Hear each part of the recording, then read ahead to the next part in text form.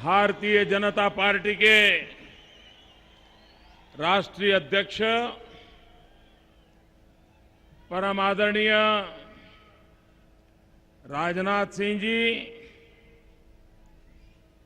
प्रदेश Bharatiya Janata party के अध्यक्ष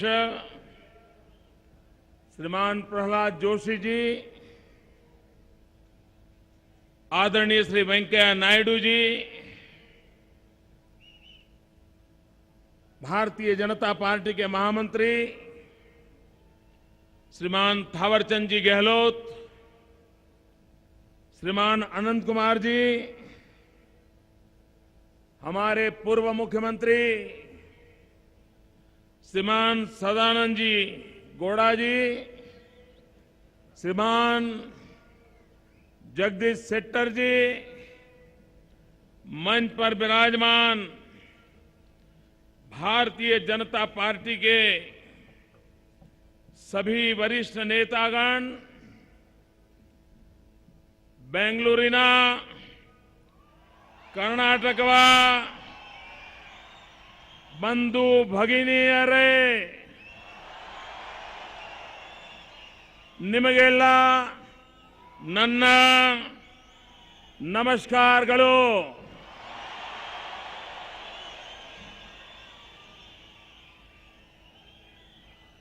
ಬೆಂಗಳೂರಿನ ನಿರ್ಮಾತಾ ಕೆಂಪೇಗೌಡ, संत बसवेश्वर, कनकदास, कित्तूर रानी ಚೆನ್ನಮ್ಮ, ನನ್ನ ಏಳಿರಗು ನನ್ನ ಸತ್ ನಮನಗಳು। भाइयों बहनों, आज जब बंगलुरु की धरती पर आया हूं, मैं सबसे पहले विज्ञान जगत में भारत को सम्मान दिलाने वाले, भारत का गौरव बढ़ाने वाले प्रोफेसर CN राव, भारत रत्न, मैं उनका अंतःकरणपूर्वक अभिनंदन करता हूं। भारत के खेल जगत को नई ऊंचाइयों पर ले जाने वाले और देश के युवाओं को प्रेरणा देने वाले भाई सचिन को भी भारत रत्न के अवसर पर बहुत बहुत बधाई देता हूं, बहुत बहुत अभिनंदन करता हूं। भाइयों बहनों, ये अपना बंगलुरु हिंदुस्तान में विकास की यात्रा में आजादी के पहले से इसने अपना नाम दर्ज करवाया था। हिंदुस्तान में सबसे पहले किसी शहर का बिजलीकरण हुआ, इलेक्ट्रिफिकेशन हुआ, तो वो शहर हमारा बंगलुरु था। ये शताब्दी ज्ञान की शताब्दी है और आज पूरे हिंदुस्तान में रिसर्च का क्षेत्र को हो, हायर एजुकेशन का क्षेत्र हो, सेंटर फॉर एक्सेलेंसी की बात हो, हर विषय में हमारा बंगलुरु ये नॉलेज सिटी के रूप में इसने अपनी जगह बनाई है।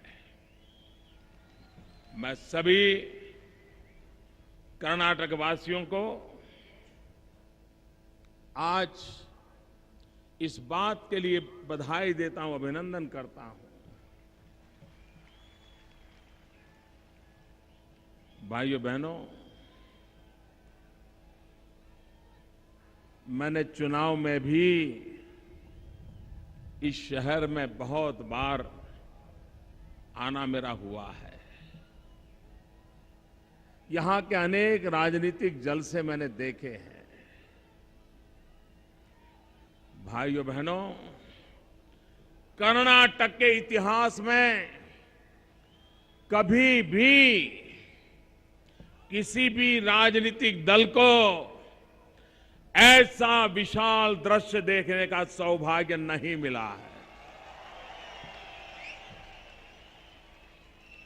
बहुत बहुत बधाई देता हूं मित्रों, जहां भी देखता हूं जैसे एक केसरिया समंदर यहां चारों तरफ केसरिया समंदर की लहरें उठ रही हैं। क्या नजारा पेश किया है भाइयों, क्या नजारा पेश किया है। और मैं प्रहलाद जी को, अनंत कुमार को, इस रैली के इंचार्ज अशोक को पूछ रहा था कि भाई इसके पहले ऐसा दृश्य कहां हुआ होगा, कब हुआ होगा। वो मुझे बता रहे थे, साहब बीजेपी का इतिहास छोड़ो, कर्नाटक की पॉलिटिकल हिस्ट्री में इतना बड़ा कभी कार्यक्रम नहीं हुआ, किसी दल का नहीं हुआ है। भाइयों बहनों, ये अपने आप में कर्नाटका भारतीय जनता पार्टी के कार्यकर्ताओं की बहुत बड़ी सिद्धि है। मैं आपका अभिनंदन करता हूं। भाइयों बहनों, इन दिनों भाजपा पे हमले जरा तेज हो गए हैं। नरेंद्र मोदी पर भी हमले तेज हो गए हैं। ये हमले इसलिए तेज हुए हैं कि ये नजारा न देख पाते हैं, न पचा पाते हैं, और इसलिए न जाने कैसी कैसी भाषा का प्रयोग हो रहा है, न जाने कैसे कैसे षड्यंत्र हो रहे हैं, न जाने किस प्रकार के तौर तरीकों से भारतीय जनता पार्टी को हतप्रत करने का प्रयास हो रहा है। भाइयों बहनों, मैं आज एक साथ दो प्रधानमंत्रियों का स्मरण करना चाहता हूं। और अगर भारत का भाग्य बदलना है, इस देश को आगे ले जाना है, तो इन्हीं दो महापुरुषों ने जो मंत्र दिया है, वो मंत्र इस देश को नई ऊंचाइयों पर ले जा सकता है। लाल बहादुर शास्त्री ने कहा था, जय जवान जय किसान। और भारत के प्रधानमंत्री आदरणीय अटल बिहारी वाजपेयी जी ने कहा था, जय जवान जय किसान जय विज्ञान। भाइयों बहनों, आज दुनिया में आईटी के क्षेत्र में ये हमारा कर्नाटक, ये हमारा बेंगलोर, ये हमारे यहां के आईटी प्रोफेशन के नौजवान, ये हमारे सॉफ्टवेयर इंजीनियर विश्व भर में इन नौजवानों ने अपनी ताकत का परिचय करवा दिया है, हिंदुस्तान का नाम रोशन कर दिया है।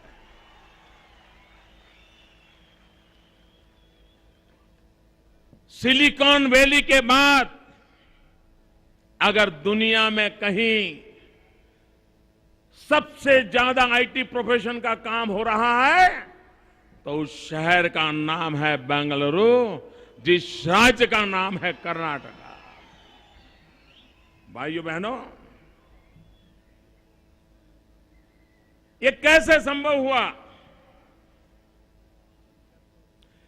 जब एनडीए की सरकार थी, अटल बिहारी वाजपेयी जी भारत के प्रधानमंत्री थे, तब पहली बार हिंदुस्तान में अलग से आईटी मिनिस्ट्री की रचना की गई। उसके लिए अलग से व्यवस्थाएं खड़ी कर दी गई, बजट बनाए गए, एक अलग व्यवस्था खड़ी करके इसे फोकस एरिया के रूप में प्रस्थापित किया गया। और उसके बाद हिंदुस्तान के नौजवानों ने पीछे मुड़कर नहीं देखा। मेरा देश का नौजवान अपनी उंगलियों पर कंप्यूटर की कमाल करके दुनिया को आकर्षित करने में सफल हो गया। सारी दुनिया को भारत का लोहा बताने में मेरे देश का नौजवान सफल हो गया। भाइयों बहनों, 2003 में अटल बिहारी वाजपेयी की सरकार ने इस देश में पहली बार साइंस एंड टेक्नोलॉजी को लेकर के अलग पॉलिसी बनाई। 2000 में पहली बार इस देश में अटल बिहारी वाजपेयी की सरकार ने इंफॉर्मेशन टेक्नोलॉजी का एक्ट बनाया। अटल बिहारी वाजपेयी ने जो विज्ञान पर बल दिया, टेक्नोलॉजी पर बल दिया, आधुनिक हिंदुस्तान बनाने के लिए उन्होंने ये जो सपना देखा, वो सपना भारत के नौजवान के साथ जुड़ा हुआ था। वो सपना भारत के नौजवान के भाग्य के साथ जुड़ा हुआ था।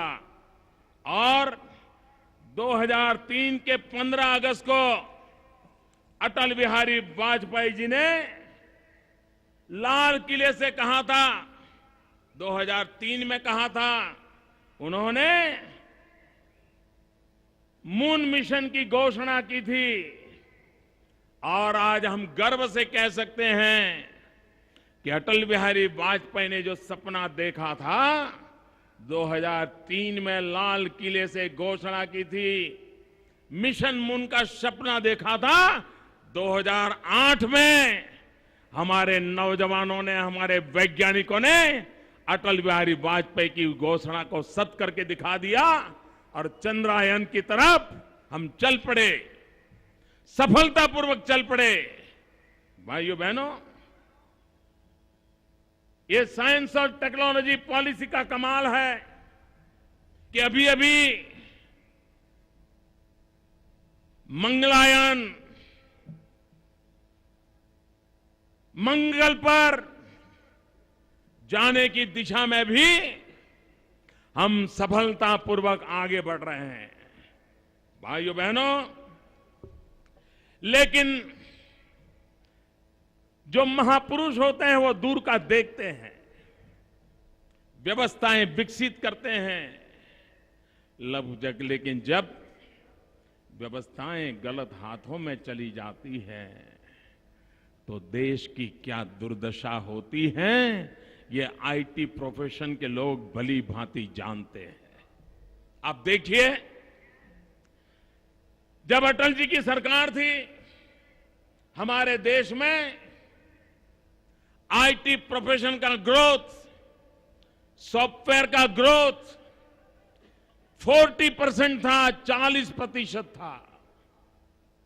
और बाद में यूपीए 1 बना, तो हम 40% से कम होकर के 30% हो गए।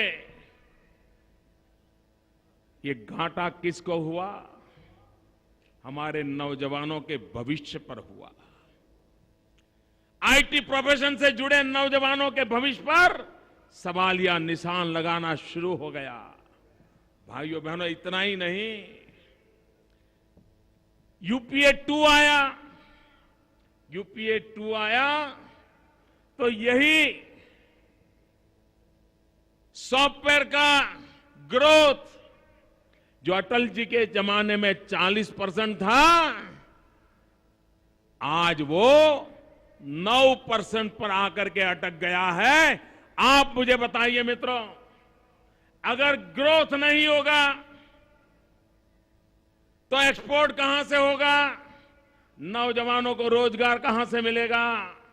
देश में अगर मेरा नौजवान बेरोजगार हो गया तो मेरे देश के भाग्य का क्या होगा? भाइयों बहनों,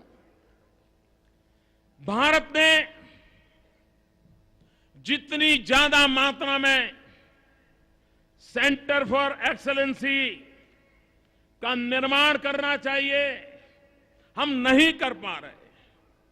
मेरे मन में कभी कभी विचार आता है, दुनिया का सबसे लंबा रेलवे नेटवर्क हिंदुस्तान के पास है।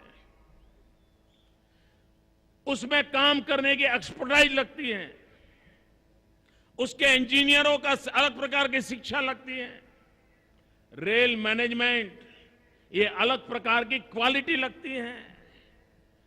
क्या हमारे देश में रेलवे डिपार्टमेंट खुद देश के 4 कोने में रेलवे को जिस प्रकार के मैन पावर की जरूरत है, उस मैन पावर के लिए हिंदुस्तान के 4 कोने में रेल के लिए जिस प्रकार के लोगों की जरूरत है, रेल के लिए जिस प्रकार के इंजीनियरों की जरूरत है, टेक्नीशियनों की जरूरत है, मैनेजर स्किल की जरूरत है, इलेक्ट्रॉनिक नॉलेज की जरूरत है, क्या देश के 4 कोने में रेलवे के द्वारा 4 बढ़िया यूनिवर्सिटी बना करके वहीं से नौजवानों को तैयार करके हमारी रेलवे की एफिशिएंसी को नहीं बढ़ा सकते थे?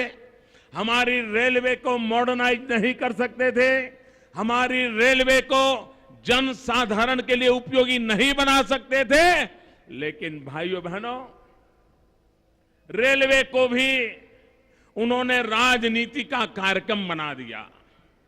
कभी यहां पर एक डिब्बा बढ़ा दो, कहीं यहां पर एक रूट बढ़ा दो, वहां के मतदाताओं को खुश कर दो, चुनाव जीतने के लिए रेल चलाते रहो। इसी का परिणाम है कि आज पूरा रेलवे का तंत्र गड्ढे पे चला गया है।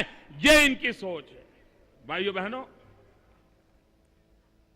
आज देश की आर्थिक स्थिति बहुत संकट में है।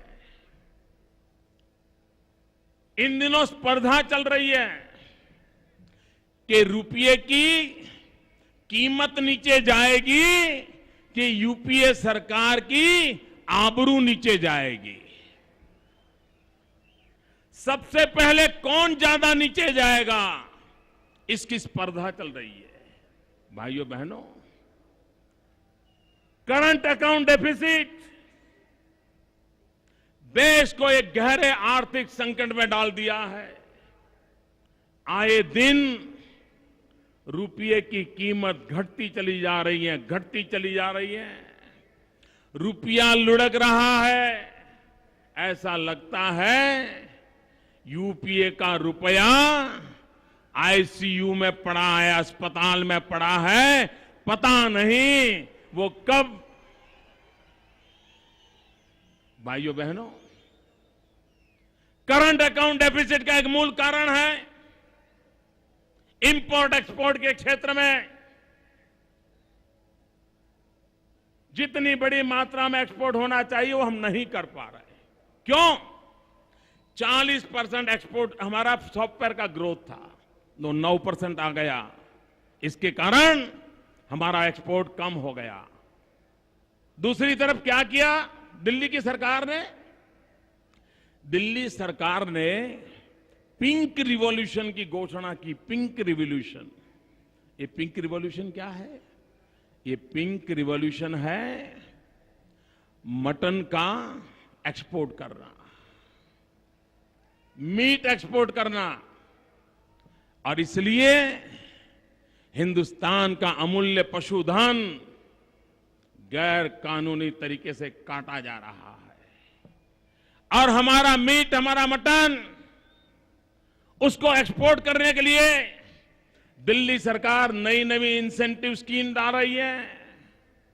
मैं दिल्ली की, यूपीए की सरकार को पूछना चाहता हूं, आपने कसाई खानों के लिए जो इंसेंटिव घोषित किए हैं, कसाई खानों के लिए बैंक के जिस प्रकार से रुपयों के ढेर बरसा रही हैं, अगर आपने ऐसी ही इंसेंटिव स्कीम अगर हमारे कर्नाटक के नौजवानों के लिए लाए होते, उनके लिए अगर आप स्पेशल पैकेज लाए होते, सॉफ्टवेयर इंजीनियरिंग के लिए इंसेंटिव, इंफ्रास्ट्रक्चर के लिए इंसेंटिव, एक्सपोर्ट के लिए इंसेंटिव अगर ये लाए होते तो आज करंट अकाउंट की डेफिसिट की नौबत ना आती। सॉफ्टवेयर एक्सपोर्ट करके मेरा नौजवान दुनिया में नाम रोशन करता और हमारी गायें बच जाती, हमारा पशुधन बच जाता। इतना ही नहीं, इनकी प्रायोरिटी देखिए। अभी अभी कर्नाटक में पहली सरकार बनी, नई सरकार बनी और सबसे पहला काम किया, इनकी सोच देखिए। सबसे पहले कैबिनेट ने निर्णय किया कि भाजपा सरकार ने जो गौ रक्षा का कानून बनाया है, उस कानून को हटा दो ताकि उनकी वोट बैंक की राजनीति चलती रहे।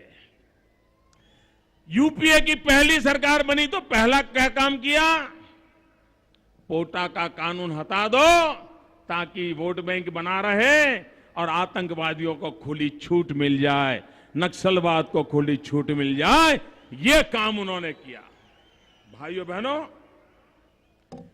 ये जितनी मात्रा में कसाई खानों को सब्सिडी दे रहे हैं, जिसकी आप कल्पना नहीं कर सकते हैं। इसलिए भाइयों बहनों, मैं आग्रह से कहना आया हूं कि दिल्ली सरकार को जनता जनार्दन से कोई कनेक्ट नहीं है, कोई जुड़ाव नहीं है, कोई कनेक्ट नहीं है। वे कटे हुए हैं, वो आइवरी टावर में बैठे हुए लोग हैं। वो इंडोर के खिलाड़ी हैं, हम आउटडोर के खिलाड़ी हैं। भाइयों बहनों, आज विश्व में चर्चा है 21वीं सदी किसकी। भाइयों बहनों, कोई कहता है एशिया की, कोई कहता है चाइना की, कोई कहता है इंडिया की। भाइयों बहनों, 21वीं सदी हिंदुस्तान की बनाना ये हम सबका सपना है। भाइयों बहनों, मुझे जवाब देंगे? आप लोग मुझे जवाब देंगे? क्या 21वीं सदी हिंदुस्तान की सदी बनाना है? 21वीं सदी हिंदुस्तान की सदी बनाएंगे? 21वीं सदी में दुनिया में हिंदुस्तान का नाम रोशन करेंगे? भाइयों बहनों, अगर हिंदुस्तान की 21वीं सदी बनने की संभावनाएं पड़ी हुई है, 21वीं सदी हिंदुस्तान की सदी बनाने की संभावना पड़ी है, क्यों? दो ऐसी अमूल्य चीजें हमारे पास हैं जो हमारे प्रतिस्पर्धियों के पास नहीं है। हम भाग्यवान हैं कि हमारे पास वाइब्रेंट डेमोक्रेसी है, दुनिया की सबसे बड़ा लोकतंत्र हमारे पास है, और दूसरी हमारी अनमोल ताकत है, हम दुनिया के सबसे युवा देश हैं। आज हिंदुस्तान में 65% से ज्यादा जनसंख्या, 65% से ज्यादा जनसंख्या, more than 65% population is under 35 age group, 35 से नीचे हैं। भाइयों बहनों, जिस देश के पास इतनी बड़ी नौजवानों की फौज हो, जो देश नौजवानों की भुजाओं मस्तिष्क के भरोसे पूरे विश्व में छा सकता है। अगर हम देश के नौजवानों पर ध्यान दें तो दुनिया की सकल सूरत बदलने में हम योगदान दे सकते हैं। भाइयों बहनों, लेकिन कांग्रेस के लिए यूथ ये सिर्फ वोटर है, वोटर।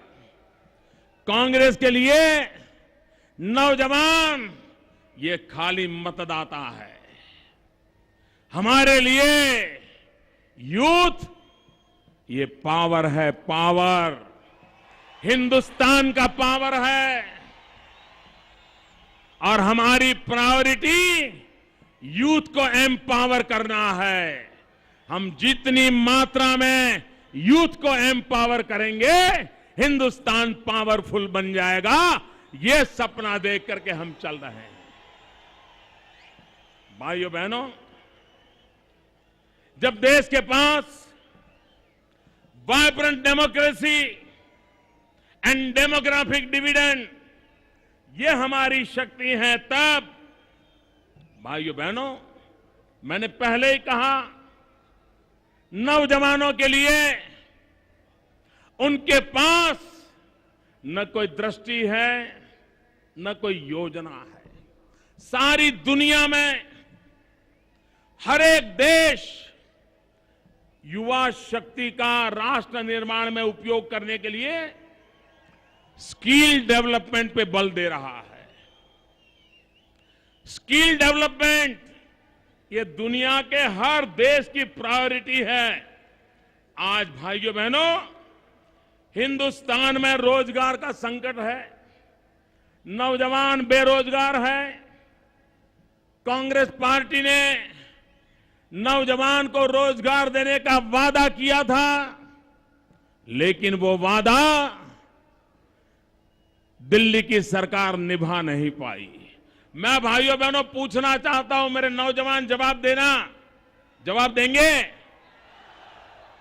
आप में से किसी को दिल्ली सरकार ने नौकरी दी है? जोर से बोलो। आप में से किसी को दिल्ली सरकार ने नौकरी दी है? आप में से दिल्ली सरकार ने किसी को रोजगार दिया है? इतना ही नहीं, देश के करोड़ों करोड़ों युवाओं को बेरोजगार करने का पाप ये दिल्ली की सरकार ने किया है।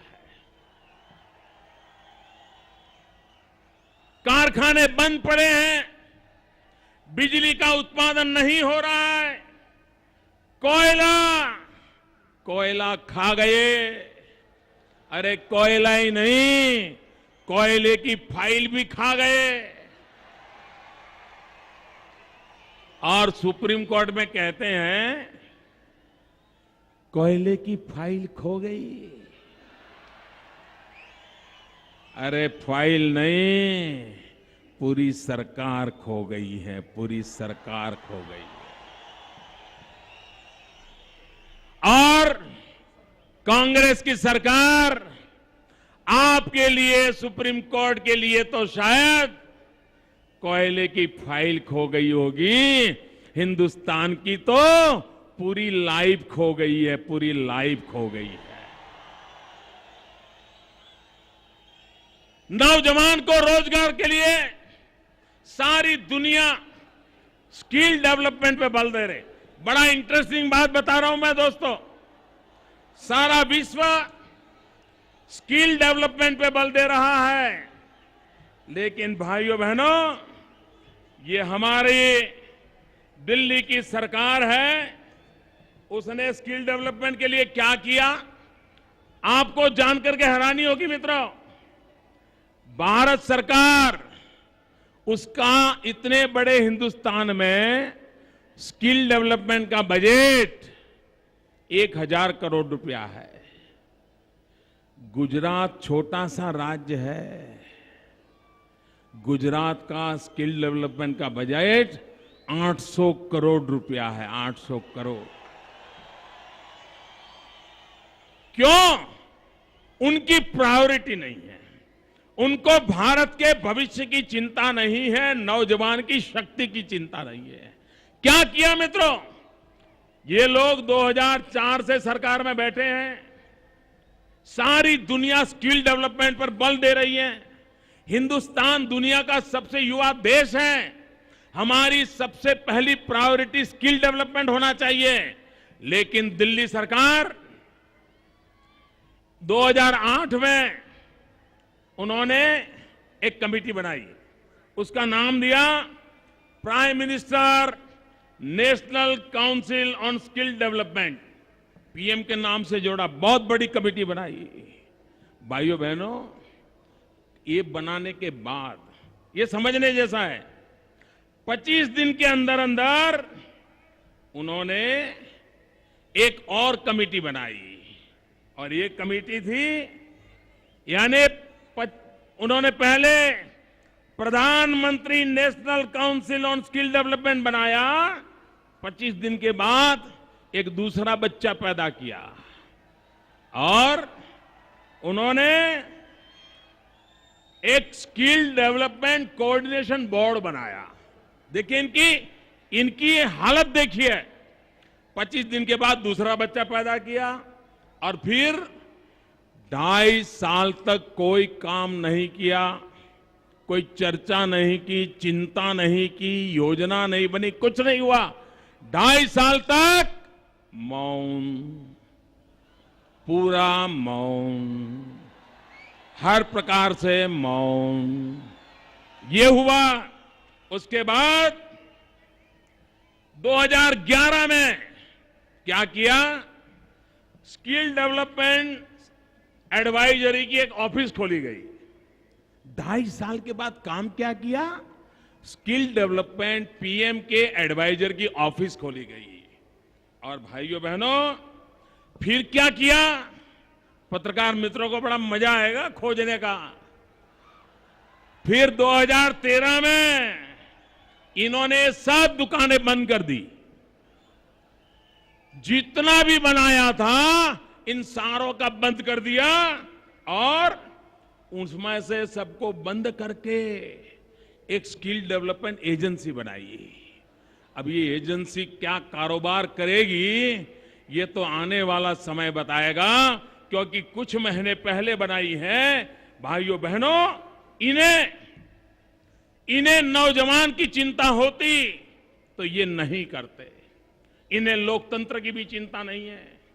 लोकतंत्र का गला घोंटना ये कांग्रेस की फितरत है। आपातकाल में देश के लोकतंत्र को खत्म कर दिया गया था। मीडिया पर ताले लगा दिए गए थे, इमरजेंसी लाई गई थी। फिर एक बार उन्हीं दिनों की याद आ रही है। मित्रों, आपने देखा होगा ये सोशल मीडिया, ये हमारे आईटी प्रोफेशन के नौजवान आज सोशल मीडिया में छाए हुए हैं। चारों तरफ सोशल मीडिया की धूम मची है। हर व्यक्ति अपनी आवाज उठा रहा है, हर व्यक्ति अपनी आवाज बुलंद कर रहा है सोशल मीडिया के माध्यम से। ये दिल्ली की सरकार ने सोशल मीडिया से घबरा गई, कांप गई। सोशल मीडिया पर बंधन डालने के लिए नए नए तौर तरीके खोजे, उस पर रिस्ट्रिक्शन लाने के तौर तरीके खोज रहे हैं, क्योंकि उनकी लोकतंत्र में श्रद्धा नहीं है।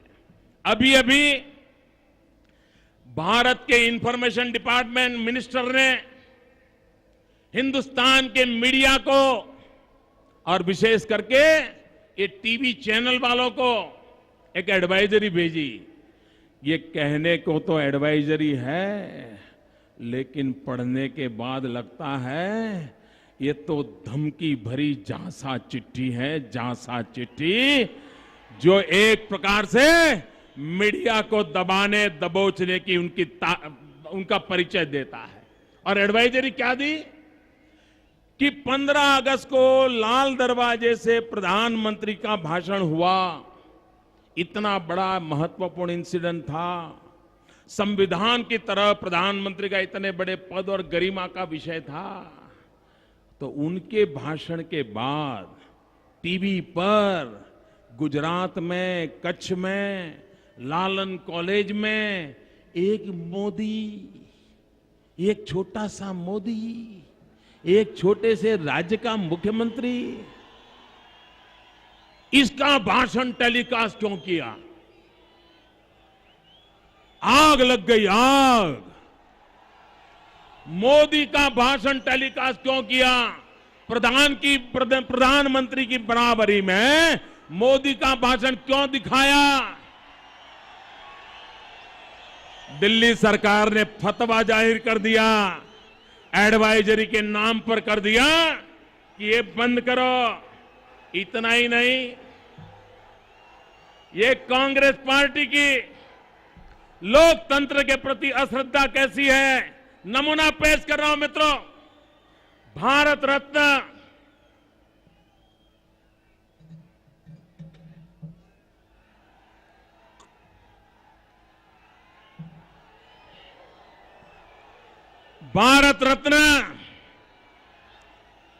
आदरणीय लता मंगेशकर जी, मुझे बताइए भैया, आप कन्नड़ भाषी हो, आप लता मंगेशकर जी को आदर करते हो, उनके गीत सुनते हो, उनके गीत सुनने से मन को आनंद मिलता है, शांति मिलती है। लता मंगेशकर जी का नाम लेते ही गर्व होता है। आए मेरे वतन के लोगों, ये गीत सुनते ही हिंदुस्तान की सेना के सामने सर झुकाने का मन होता है। इतना बड़ा गौरवपूर्ण नाम लता मंगेशकर जी ने कुछ दिन पहले बोल दिया, अगर मोदी इस देश के प्रधानमंत्री होते हैं अच्छा होगा। मुझे बताओ भाई, लोकतंत्र में किसी को अपनी बात बताने का अधिकार है कि नहीं है? अगर कोई कहे कि मोदी को जिंदगी भर जेल में डाल देना चाहिए, उसको ये कहने का अधिकार है कि नहीं है? कोई कहे मोदी को फांसी पे लटका देना चाहिए, उसको अधिकार है कि नहीं है? कोई कहे मोदी को पीएम बनाना चाहिए, कहने का अधिकार है कि नहीं है? आप हैरान हो जाओगे, ये हमारे कांग्रेस के मित्र यूपीए के नेता बौखला गए, तूफान खड़ा कर दिया और घोषणा कर दी, मोदी को पीएम बनाने वाली बात करने वाली लता मंगेशकर जी का भारत रत्न वापस ले लो। कांग्रेस पार्टी की लोकतंत्र में श्रद्धा नहीं है, कांग्रेस पार्टी को लोकतंत्र में भरोसा नहीं है। भाइयों बहनों, एक अंतर्राष्ट्रीय संस्था गोल्डमैन सैक्स, इन लोगों ने पूरे दुनिया में सर्वे करते रहते हैं, वो मैनेजमेंट और अर्थशास्त्र के विषय के काम करते हैं। उस संस्था ने कहा कि मोदी का नाम जब से आया है, भारतीय जनता पार्टी तेज गति से आगे बढ़ रही है और इसके कारण बाजार की हवा बदल रही है। भारत के अर्थतंत्र में सांस लेने की ताकत आई है। अगर मोदी आगे बढ़ते गए तो भारत का अर्थतंत्र दौड़ने लग जाएगा। एक अंतर्राष्ट्रीय संस्था ने इस प्रकार का सर्वेक्षण किया, अखबारों में आया। आप हैरान हो जाओगे, वो बेचारा कह रहा है कि हिंदुस्तान का अर्थ कारण सुधरेगा। ये आनंद और गौरव का विषय है। उसके बजाय पूरी कांग्रेस टूट पड़ी, उनके मंत्री टूट पड़े। एक गोल्डमैन सैक्स समझता क्या है, उसको ये कहने का अधिकार क्या है, वो समझता क्या है, पता नहीं क्यों। क्या लोकतंत्र की भाषा है मित्रों? ये लोकतंत्र की भाषा है? क्या लोकतंत्र में ऐसा व्यवहार होता है? दूसरों के विचार सुनने की तैयारी नहीं। इतना ही नहीं भैया, अभी चुनाव चल रहे हैं 4 राज्यों में, ओपिनियन पोल आया, बौखला गए। उन्होंने घोषणा कर दी, ओपिनियन पोल को टीवी पर दिखाना बंद कर दो। अरे कब तक सर छुपाते रहोगे? अब तो आप लोगों की जाने की बारी आ चुकी है। देश का ओपिनियन तय हो चुका है। टीवी के पर्दे पर ओपिनियन चमके या न चमके, जनता जनार्दन की आवाज में ओपिनियन पूरी ताकत से प्रकट हो रहा है। भाइयों बहनों, भाइयों बहनों,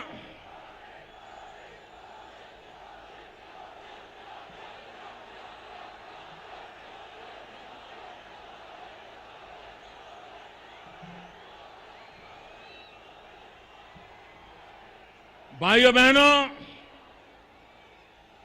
इतना ही नहीं, लोकतंत्र में, संवैधानिक संस्थाओं में इनका रत्ती भर भरोसा नहीं है। ये दिल्ली की सरकार बहुमत के कारण नहीं चल रही है। मैं बहुत जिम्मेवारी के साथ आरोप लगाता हूं। ये दिल्ली की यूपीए सरकार बहुमत के कारण नहीं चल रही है। ये सरकार सीबीआई के कारनामों के कारण चल रही है। सीबीआई के कारनामों के कारण। जब उनकी सरकार गिरने की नौबत आती है तो सीबीआई सपा के द्वार खटखटाती है, कभी बसपा के द्वार खटखटाती है, कभी इसकी फाइल निकालती है, कभी उसकी फाइल निकालती है, और डर के कारण लोग कांग्रेस के पास जाके खड़े हो जाते हैं और यूपीए बच जाती है। भाइयों बहनों, ये लोकतंत्र नहीं है, ये लोकतंत्र का तरीका नहीं है।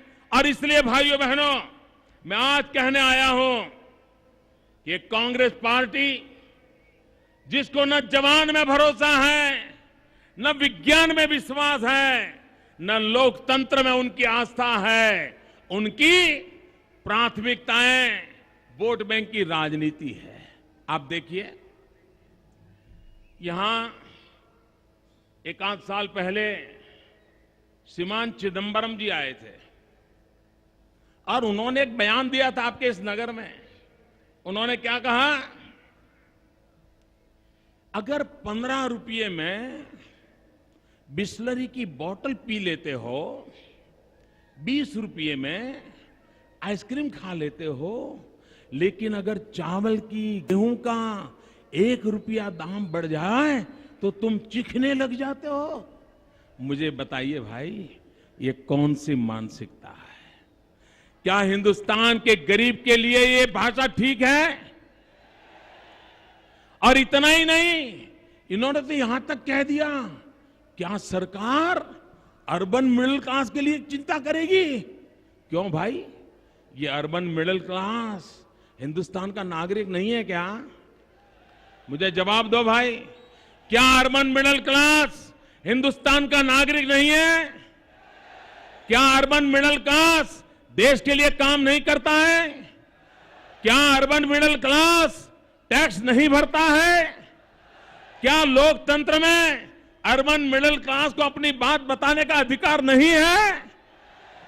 इन्होंने कह दिया कि सरकार, और 15 रुपया 20 रुपया आपको ऐसा सुना के गए। भाइयों बहनों, इन्होंने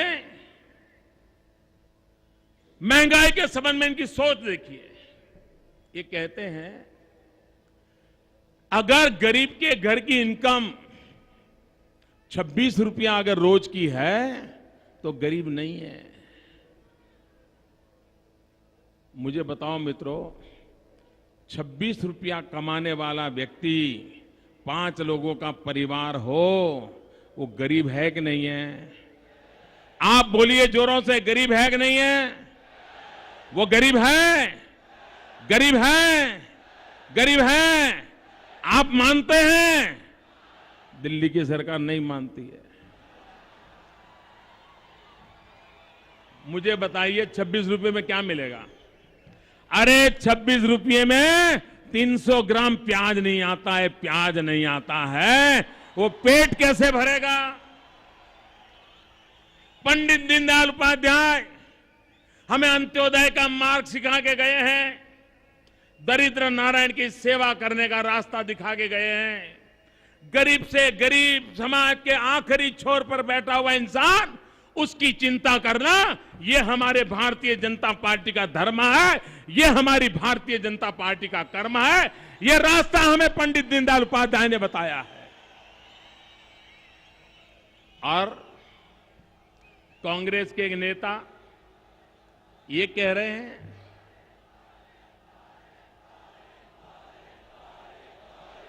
कांग्रेस के नेता कह रहे हैं गरीबी ये तो मानसिक अवस्था है, स्टेट ऑफ माइंड है। ये गरीब की मजाक उड़ा रहे हैं, गरीब की मजाक उड़ा रहे हैं। भाइयों बहनों, इनको महंगाई की चिंता नहीं है, इनको देश के अर्थतंत्र की चिंता नहीं है, वो अपने ही कारोबार को चलाने लगते हैं। भाइयों बहनों, अभी वानखेड़े स्टेडियम में क्रिकेट का मैच चल रहा था। सचिन तेंदुलकर निवृत्त होने वाले थे। पूरा देश सचिनमय हो गया था। हर चीज सचिन के साथ जोड़ करके देखी जाती थी। और वानखेड़े स्टेडियम में लोग चर्चा कर रहे थे, शर्त लगा रहे थे कि बताओ ये मैच के दरमियान सचिन तेंदुलकर सेंचुरी लगाएंगे या प्याज के दाम सेंचुरी लगाएंगे।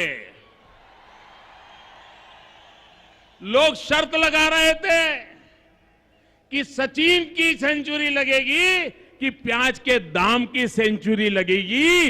ये तो आपने महंगाई का हाल करके रखा है मेरे भाइयों, ये हाल इन्होंने करके रखा है।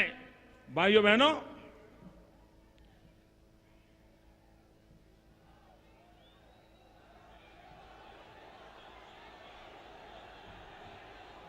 सुनना है कि बंद करो? जरा लंबा हो गया, चालू रखो और बोलो पक्का।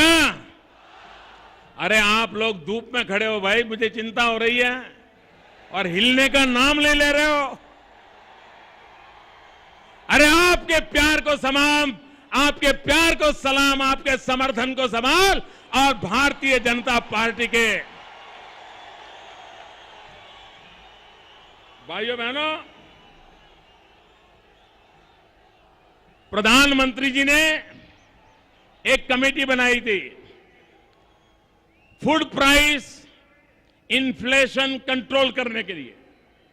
और पता नहीं क्यों उस कमेटी का चेयरमैन मुझे बनाया था और मेरे साथ 4 मुख्यमंत्रियों को जोड़ दिया था। भाइयों बहनों, हमने मेहनत करके 2011 में भारत सरकार को रिपोर्ट दी और लंबी रिपोर्ट नहीं थी, बहुत ही फोकस, स्पेसिफिक इश्यू को टच करने वाली। और प्रधानमंत्री जी ने मेरी उस रिपोर्ट देकर के मेरी बड़ी तारीफ की थी और मैंने उनको महंगाई कम करने के लिए, बाजार को संतुलित करने के लिए 20 रिकमेंडेशन दिए थे और 64 एक्शनेबल काम दिए थे। ये करना चाहिए, ये करना, ऐसा स्पेसिफिक। भाइयों बहनों, इनको गरीब की, महंगाई की चिंता नहीं है। ये मेरा 2000 में दिया हुआ रिपोर्ट, वो भी फाइल में जाके पड़ा है, कोई उसको पूछने वाला नहीं। और मैंने क्या रेकमेंड किया था, मैं आज बताना चाहता हूं। एक मुद्दा बताता हूं। हमने कहा था कि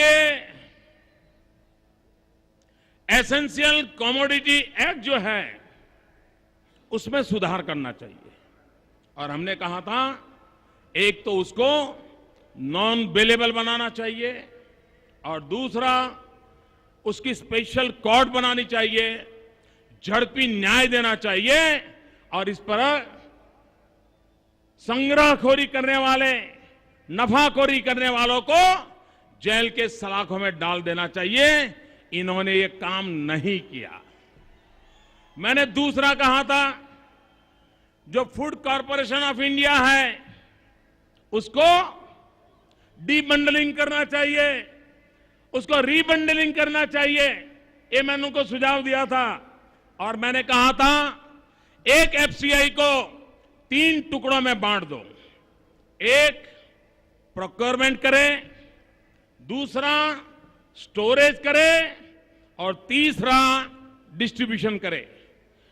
यह वैज्ञानिक तरीका हमने सुझाया था, लेकिन ये दिल्ली की सरकार ने इस काम को नहीं किया। और भाइयों बहनों, आज प्याज को लेकर के पूरा देश रो रहा है, गरीब रो रहा है। एक बार कांग्रेस के नेताओं की प्याज के साथ एक कॉन्फ्रेंस हुई। कांग्रेस के नेताओं ने प्याज को बुलाया कि भाई, वो प्याज को गिड़गिड़ाने लगे, ये क्या हो रहा है? तो प्याज ने कहा, आप लोगों ने सरकार में रहते रहते पूरे हिंदुस्तान के छिलके उतार दिए हैं।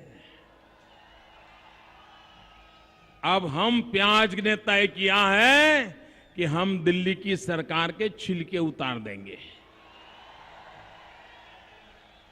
बहनों, जो अटल जी की सरकार थी, देखिए उसकी दीर्घदृष्टि देखिए।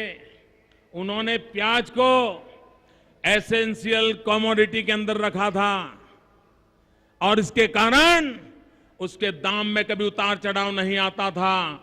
यूपीए 1 ने थोड़े ही दिन में प्याज को एसेंशियल कमोडिटी से बाहर निकाल दिया और उसका परिणाम यह हुआ कि हमारे देश में, भाइयों बहनों, आज प्याज के कारण गरीब आदमी रो रहा है। भाइयों बहनों, हर देश के अपने सपने होने चाहिए।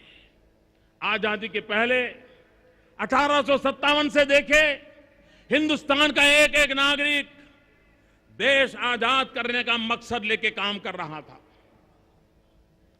हर पीढ़ी वो काम करती थी, हर नौजवान करता था। आजादी के बाद देश में देश को महान बनाने के सपना लेकर के चलने की जरूरत थी। स्वराज्य को सुराज्य में बदलने की जरूरत थी। लेकिन दिल्ली में बैठे हुए कांग्रेस के शासकों ने देश आजाद होने के बाद इस तरफ ध्यान नहीं दिया। भाइयों बहनों, वो तो कहने लगे सत्ता ये जहर है। उनको लगता है पावर इज ए पॉइजन, और इसके कारण लोगों को कहते रहे पावर पॉइजन है, तुम मत आओ, ये हमारे लिए काफी है। ये पॉइजन का कोई टेस्ट मत करो, हम एक परिवार काफी है, हमें ही पॉइजन का टेस्ट करने दो। ऐसा ही समझाते रहे। पॉइजन पॉइजन कह के देश की जनता को सत्ता से दूर रखने के षड्यंत्र किए गए। देश की जनता को सत्ता के निकट तक नहीं आने दिया गया। एक परिवार के आसपास पॉइजन पॉइजन कह करके खुद के बटोर के रख लिया। भाइयों बहनों, एक आज मैं बात करना चाहता हूं। करीब 8-9 वर्ष के बाद हमारा देश आजादी के 75 वर्ष मनाएगा। हमारे देश में 75 ईयर अमृत महोत्सव के रूप में मनाए जाते हैं। यह देश अभी से संकल्प करे कि 8-9 वर्ष के बाद यह देश जब अमृत वर्ष मनाएगा, तब हम 8 साल में ऐसी मेहनत करें कि हमारे देश में अमृत वर्षा हो। भाइयों बहनों, और अमृत वर्षा यानी सुराज्य, अमृत वर्षा यानी दरिद्र नारायण का कल्याण, अमृत वर्षा यानी गांव गरीब किसान का भला। इस बात को लेकर के हम चले। भाइयों बहनों, हमारा देश का किसान प्रगति कर सकते हैं हम। किसान को आधुनिक वैज्ञानिक टेक्नोलॉजी से जोड़ने की जरूरत है। अगर उस पर हमने बल दिया तो देश का किसान सुखी हो सकता है। भाइयों बहनों, 125 करोड़ का देश अमृत वर्ष के लिए, अमृत वर्षा पाने के लिए 8 साल के बाद जब 75 वर्ष आए तब हम देश के 125 करोड़ नागरिक, एक एक नागरिक एक एक सपना लेकर के चल पड़े। 125 करोड़ सपने लेकर के हम चल पड़े। हर नगर का एक सपना हो, हर गांव का एक सपना हो। आप कल्पना कर सकते हैं, करोड़ों सपने लेकर के अगर 8 साल चल पड़े तो हमारा देश दुनिया में नई ऊंचाइयों को पार कर सकता है। और इसलिए भाइयों बहनों, उन नई ऊंचाइयों को पार करने के सपने लेकर के हम चलना चाहते हैं। तब भाइयों बहनों, आज जब मैं आपके बीच आया हूं तब हमने मित्रों सपना देखना है, इस कुशासन को समाप्त करके सुशासन की ओर जाना है। ये कैओस की हवा अवस्था में से निकल करके हमें क्लैरिटी की तरफ बढ़ना है। ये करप्शन के माहौल को छोड़ करके हमने क्लीन गवर्नेंस की तरफ आगे बढ़ना है। ये स्टैग्नेंसी के माहौल को छोड़ करके हमने बॉयंसी का रास्ता अपनाना है। ये विष की बातें करने वालों को छोड़कर हमें अमृत को पाने का प्रयास करना है। अगर आने वाले दिनों में इस संकल्प को लेकर के हम चलते हैं तो भाइयों बहनों, मुझे विश्वास है कि हमारा देश नई शक्ति लेकर के, नई ताकत लेकर के उभरेगा और भारत 21वीं सदी में विश्व का नेतृत्व करेगा। मेरे साथ बोलिए, दोनों मिट्टी बंद करके हाथ ऊपर करके बोलिए। अब ये मीडिया वाला मुझे नहीं देखेंगे, आपको देखेंगे। वो कैमरा आप तरफ ले जाएंगे।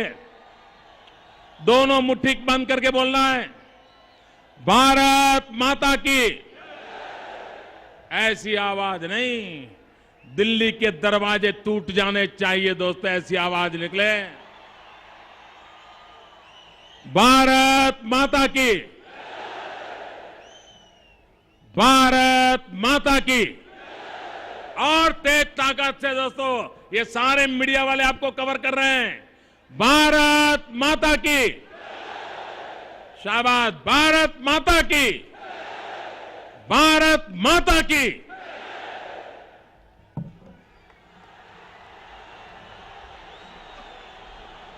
ಈಗ ವಂದನಾರ್ಪಣೆ ಸನ್ಮಾನ್ಯ ಬೆಂಗಳೂರು ನಗರ ಜಿಲ್ಲಾ ಅಧ್ಯಕ್ಷರಾದಂತ ಶ್ರೀಯುತ ಮುನ್ರಾಜುರವರಿಂದ। मैं तो एक बात छूट गई, एक बात में छूट गई।